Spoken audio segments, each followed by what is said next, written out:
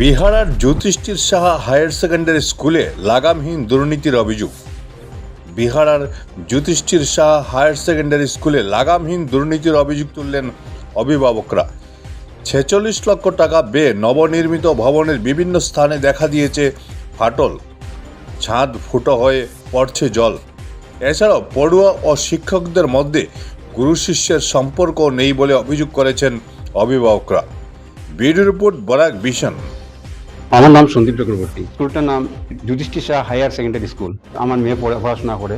আজকে আমার মেয়ে ক্লাস 9 থেকে 10 উঠে, তো ক্লাস 6 থেকে পড়াশোনা করে। স্কুলটা প্রচুর দুর্নীতি আছে। যাই হোক, আমি প্রতিবাদ করছি, প্রতিবাদ করিয়া প্রতিবাদ কর্ম বহুত কিছু আমার উপরে ঝড় ঝাপটা আয়, আমি মোকাবিলাও করি। তো কত হয়েছে, আজকে এই যে ছাদ যেটা আছে, আচ্ছা 6 মাস পরে ছাদ ভাঙিয়ে পড়বো আমরা বাচ্চাদের উপরে।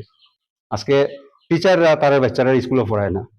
আজকে পরিচালন সমিতি আছে, তারা কে কোন জায়গাটা, মানে আমরা খালি দুই প্রেসিডেন্টে চিনি আর দুই একজনে চিনি।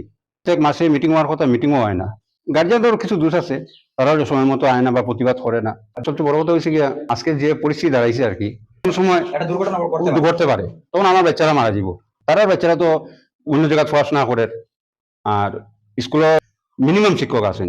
প্রথমে যেদিন কমিটি হয়েছে, কমিটিরও হয়েছে সিসিটিভি, টিচার অ্যাকোমোডেশন যেটা আছে এটা ইয়ে হওয়ার লাগে, কিন্তু কমিটি কিছু করতে পারে না, টিচাররাও জোগাড় করতে পারছে না, প্রিন্সিপালও আনতে পারছে না। আজকে অভিভাবক শূন্যতায় চলে স্কুলটা, যার লাগে এরকম ইয়ে চলে আর কি। স্কুলের যে চৌকিদার আছে দিলীপ রায়, এ এক ঘন্টি মারে, টিচাররা আইন না। আর তার লেগে ছাত্ররা মানে বেপরুয়া। প্রত্যেক মাসে মিটিং হইতে লাগে, মিটিংটা হয় না। আমরা ছাত্ররা খুঁজতে পারতো না, প্রিন্সিপালকে স্কুলের অধ্যক্ষকে করতে পারতো না। আমরা পড়াশোনা করতে যখন দেখছি ছাত্র প্রতি শিক্ষকের একটা সম্বন্ধ আছে, এই সম্বন্ধটা নাই না। সবচেয়ে বড় কথা হয়েছে, টিচাররা আইলা, ম্যাক্সিমাম টিচার শিলচর থেকে আইয়া এনার্জি তারা নাই, আবার তারা জান গিয়া তারা ফরাইতে কোন সময়, তারা তো ফরাইবার সময়টা তারা ফাইটা না, এনার্জির ব্যাপার আছে।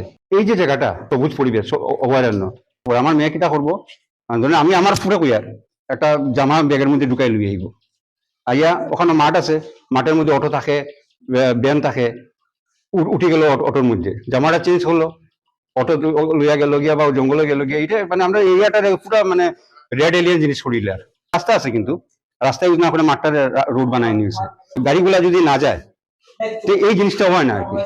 পুরো রেড এলিয়ান মানে জায়গাটা ওই জায়গা আর কি। গার্জিয়ানরা তো গরিব, সচেতন না, আর তারা তো সচেতন, তারা ছেলেরা মেয়েরা, যেমন আমরা বিজয় স্যার আসুন, বিজয় স্যারের ছেলে কলেজ স্কুলে পড়ে, আমি 10:30 11টার সময় আইন, এরকম সবও আসুন। তারা জানুন তিনি শিক্ষা নাই, তারাও তো পড়াইন না, তারা ছেলেমেয়েরা পড়াইটা না, তারা অধিকার আছে আমরা ছেলেমেয়েরা পড়াইটা। আজকে শিক্ষামন্ত্রী নজরুল বেগুর কাছে ওইটা আমার প্রার্থনা, তারা এই জায়গার তদন্ত করুকা। স্কুলটার টিচার আইতো, প্রিন্সিপাল লাগে, আর দুর্নীতিমুক্ত প্রশাসন লাগে।